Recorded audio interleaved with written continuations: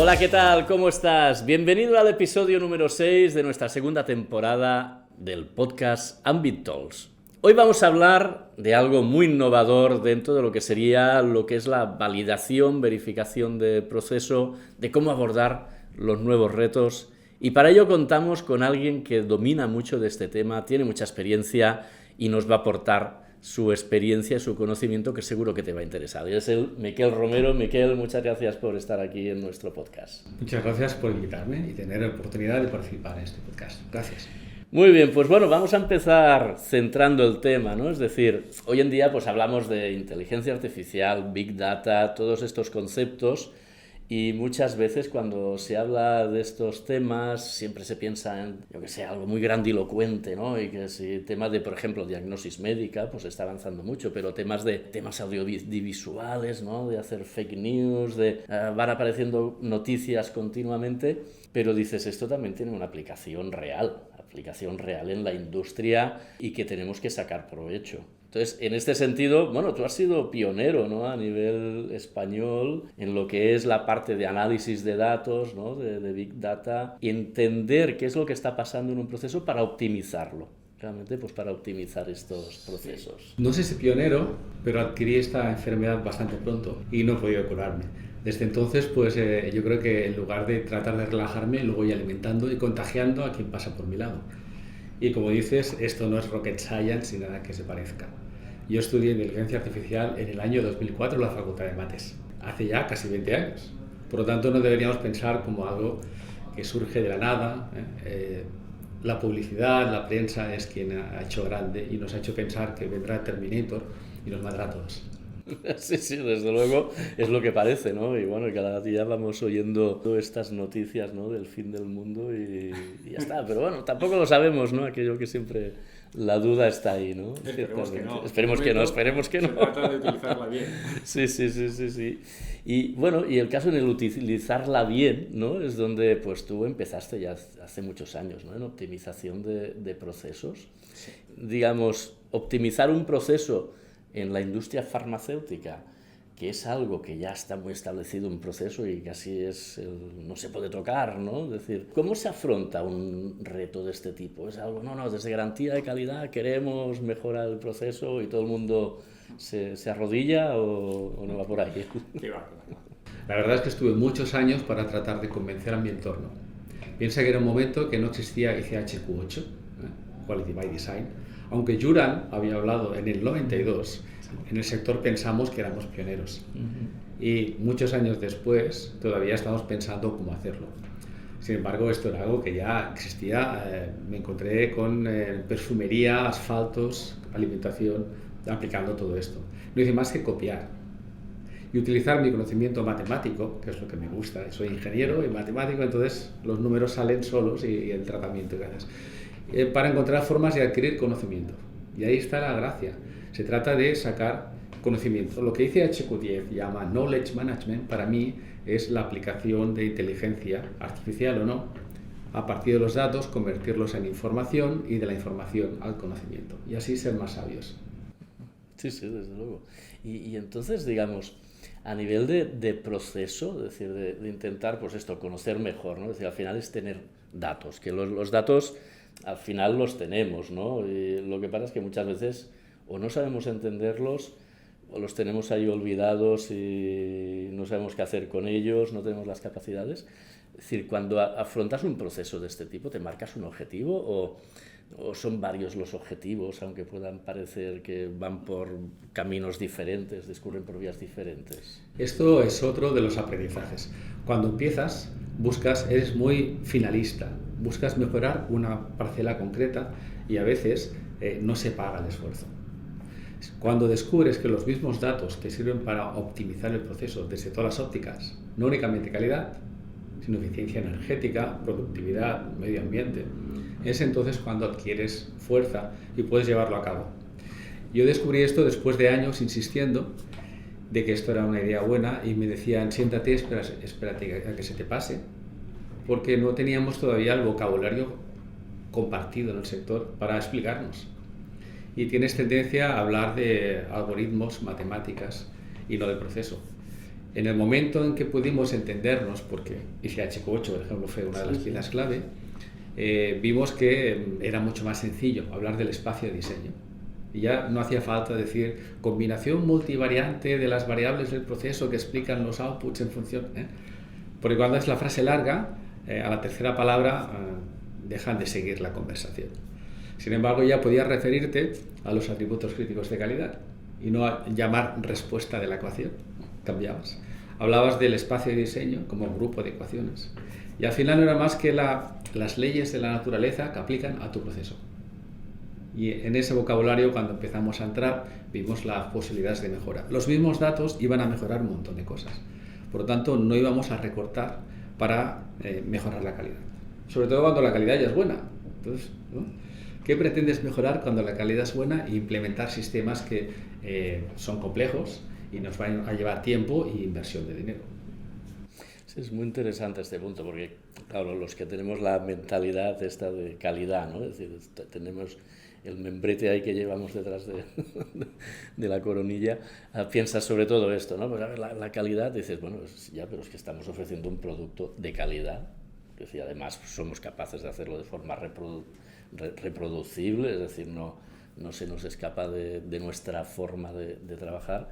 Claro, es decir, buscar y entender que de otra manera también puedo aportar más al proceso. Entiendo que es no sé si es un reto o es una sorpresa que aparece después. ¿Cómo va a la vez esto? Bueno, yo la verdad es que después de intentar varias veces la misma fórmula, cambié, porque si no habría obtenido el mismo resultado una vez y otra vez. Y en lugar de que el centro fuera la calidad, que era mi negocio, ¿no? Entonces lo cambié y hablé de la eficiencia energética, porque estaba subiendo la factura de una forma desorbitada. Los mismos datos, casualmente, me habían dicho que podía reducir la factura. Dejé de hablar de calidad, porque después de explicar, con estos datos puede mejorar la calidad, me decían, sí, pero ¿cuántos lotes han salido mal? No, ninguno. Y entonces yo me daba cuenta que este no era el mensaje adecuado. Con lo cual, cambiando un poquito, mirando hacia el lado de, en este caso, eficiencia energética, vimos que el ahorro era mucho mayor que la inversión. Y un proyecto de pocos meses, no hablamos de larga duración, se materializó en algo que ahora, pues esto ha sido la semilla y está creciendo ya de una manera más, digamos, organizada para tener todos los procesos vigilados de la misma manera y no únicamente uno que fue la referencia, ¿no? El que tomamos como modelo.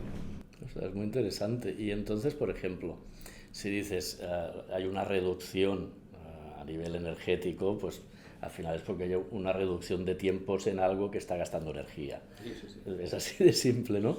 Pero, claro, yo, digamos, quien nos está siguiendo ahora, yo me lo pregunto también para mí, en el momento que tú estás diciendo, pues mira, en lugar de hacer este proceso en 3 horas, lo voy a reducir 1 hora porque hay 1 hora que he observado que no aporta nada a nivel de calidad, al final tienes que cambiar el proceso. Pero sabemos que estamos en un entorno que hemos registrado el producto con estas condiciones, con estos inputs, estos outputs.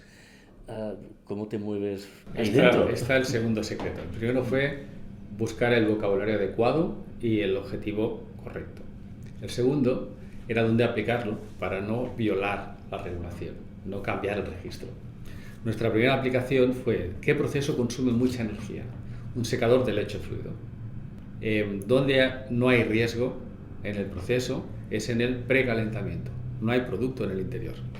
Gastamos energía para calentar el metal. ¿Y ahí qué sucedía? De que eso era ad libitum, como decimos los músicos.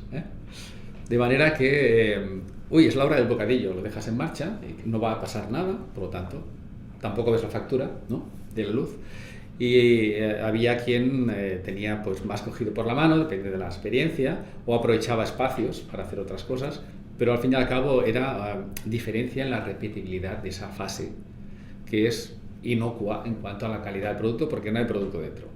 Solo tienes que asegurar que cuando entra el producto, el equipo ya está caliente, si no, la energía se consume no en evaporar el agua, sino en calentar el metal.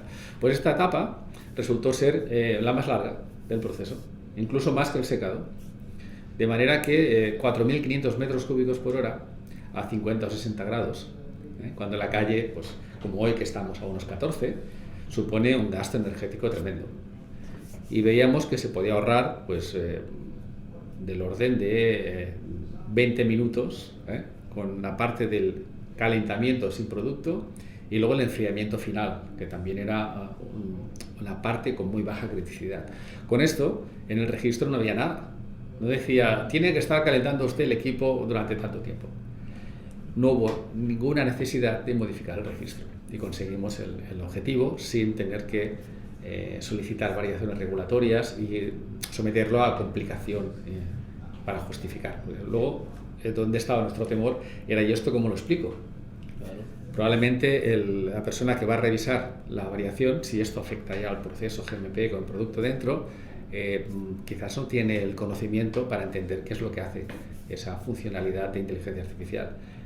Y nos evadimos el problema cogiendo estas partes de antes y después, y esto ya supuso un gran ahorro.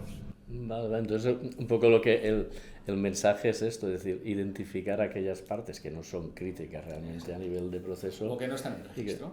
Exacto, que no están en el registro y que seguramente, por lo que dices, a veces dedicamos tiempo porque es la costumbre, ¿no? Es decir, muchas veces por costumbre, porque siempre lo he hecho así, pero no está definido en ningún sitio y tal vez, ¿no?, lo que hacen es ensuciar, ¿no?, a nivel de proceso. Hablando de ensuciar, ¿no? Otro ámbito es la validación de la limpieza. No hay ningún registro donde tengamos el método de validación. Con lo cual puedes optimizar la validación de tu limpieza con los mismos métodos a través de monitorizar las variables a tiempo real, construir modelos y luego buscar la solución óptima. Con eso no estás violando ninguna regulación y estás optimizando el proceso en el sentido de que el proceso de limpieza gasto quizás menos detergente, menos tiempo, menos agua y aseguro la calidad. Tanto más. Claro, siempre se trata justamente de buscar, ¿no?, de buscar estos espacios, ¿no?, que realmente pues, nos permiten trabajar toda esta función previa, post, porque a nivel, por ejemplo, no sé si te lo has encontrado, es decir, es que veo que puedo optimizar parte del proceso que ya tengo en registro. ¿Te has encontrado y has tenido que trabajar con las autoridades o cómo, no. o cómo crees que se podría hacer? Si sí. No... He encontrado algún proceso donde hay optimización, pero es bastante inferior a la que ya hemos empezado a mover y por lo tanto no están delante. En este caso, para mí lo que es clave es invitar a las autoridades a formar parte del experimento. Por ejemplo, invitar a que sean parte de grupos de trabajo, como puede ser ISPE, ¿no?, Pharma 4.0, y que vean cómo se desarrollan. Esto lo que ayuda es que después tienen facilidad para interpretar qué es lo que has montado, en lugar de empezar desde cero. Yo creo que esto es una ventaja. Hemos de colaborar y ayudar a los inspectores, a los que revisan nuestros dosieres, para que esto evolucione. No es una cosa que la industria tenga que ir sola. No, porque entiendo que al final todos los cambios se tienen que entender. Al final, pues, y sobre todo cuando introduces nuevas tecnologías, pues el provecho que puedas sacar, pero también entenderlas cómo llegan, ¿no? Es decir, cómo llegamos a aplicar esas nuevas tecnologías. Por ejemplo, ahora a nivel de inteligencia artificial se habla de los modelos, ¿no? Es decir, pues esos modelos que son capaces de desarrollar. Claro, hay que darle esta visión a nivel regulatorio y sobre todo este acompañamiento, ¿no? Realmente es un tema que a veces puedes ver lejos, ¿no?, entiendo yo, ¿no? Y la óptica del inspector, ¿no?, pues seguro que con ganas de aprender, con ganas de estar ahí dándole pues también información adicional al final. Y no poner la inteligencia artificial como si fuera la finalidad. Es solo una herramienta. La inteligencia artificial más lista es mucho más tonta que cualquier humano. Sí. Sabe hacer una cosa perfectamente, pero solamente una. Sí, Nosotros sabemos hacer millones regularmente. Exacto. Hay que quitarnos el miedo y sobre todo no poner el acento en la tecnología, sino en lo que buscamos. En este caso es asegurar la calidad, la repetibilidad, tener una vigilancia del proceso de una forma que hasta ahora no se ha podido hacer. Entonces la verificación continuada del proceso se convierte en una herramienta, en un aliado perfecto. Te permite validar que la estrategia de control que aplicas en cada lote es la adecuada y dejemos de confiar en un análisis de 10 comprimidos. 10 comprimidos de un lote de 2 millones. Sí, no es nada Qué representativos que son. No. Pero ponemos una vela, Santa Rita, y entonces decimos que sea verdad. Y analizamos los 10 y liberamos el lote. Si salen mal, lo tiramos, si salen bien, lo vendemos, ¿no? Para mí esto es una garantía de calidad que debería formar parte del siglo anterior. Sí, y ahora hay un punto de inflexión que gracias a la tecnología que existe desde hace tiempo, pero empieza a ampliarse ahora, debe estar más cercano y hemos de utilizarla sin miedo. Cuesta mucho, no a nivel de económicamente, sino digamos, implementar este tipo de herramientas son dificultosas, En absoluto. Los equipos de los años 90 están sensorizados de un modo espectacular. Este prototipo lo hicimos con un equipo de los años 90. ¿Qué es lo que cuesta? Es cambiar la cultura de los humanos. Y esto ha sido lo que ha hecho cierto retraso en estas ideas que llevan años intentando moverse. En ningún caso fue el equipo. Ni el equipo, ni los protocolos de comunicación. Quizás sí hay un punto tecnológico, pero que hace años está resuelto, que es llevar los datos a un lugar donde quepan. Ahora hablamos del cloud como algo normal, pero cuando empezamos en estas iniciativas hablamos de discos duros. Exacto, no hay disco duro en el mundo que pueda guardar, ¿no? En este ejemplo que hablamos del secador, son 54 señales que recogen segundo a segundo, 54 variables. Sí. Imaginad un solo lote, ya son miles de datos. Cuando fabricas varios, llenas cualquier espacio físico. Hasta que no conseguimos llevarlo a un lugar, fuera, esto era, digamos, teóricamente factible, pero prácticamente no implementable. Es el único aspecto que tecnológicamente nos ha hecho saltar al otro lado. El resto es cultura. Ya.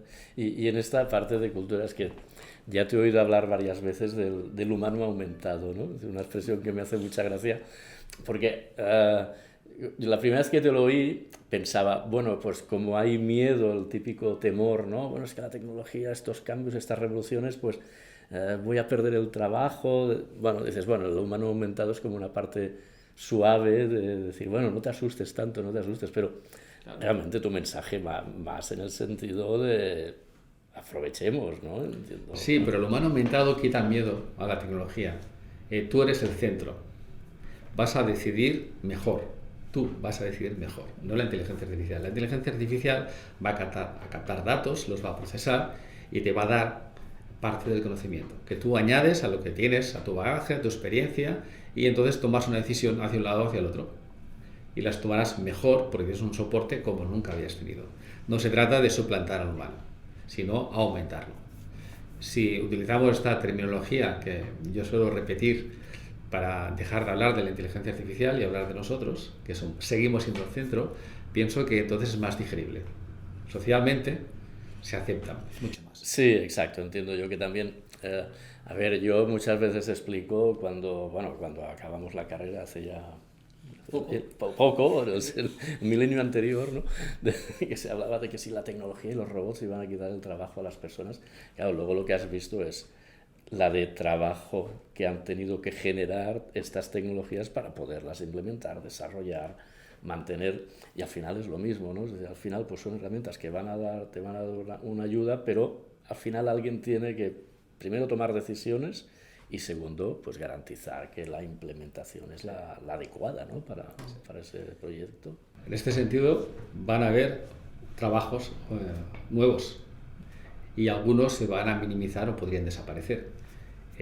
La academia, las universidades deberían reaccionar para que esto sea una transición cómoda y no se origine por falta de sincronía un momento en que la gente pierde el trabajo y no se incrementa a la misma velocidad. Entonces aquí no es una cuestión social o industrial, sino también de la academia. Y durante bastante tiempo me encontré que no había estudios reglados en estas materias. Y ahora ha empezado a salir, pero la verdad es que no hay en el sector gente esperando a la puerta para entrar, sino al contrario, estamos esperando a que lleguen.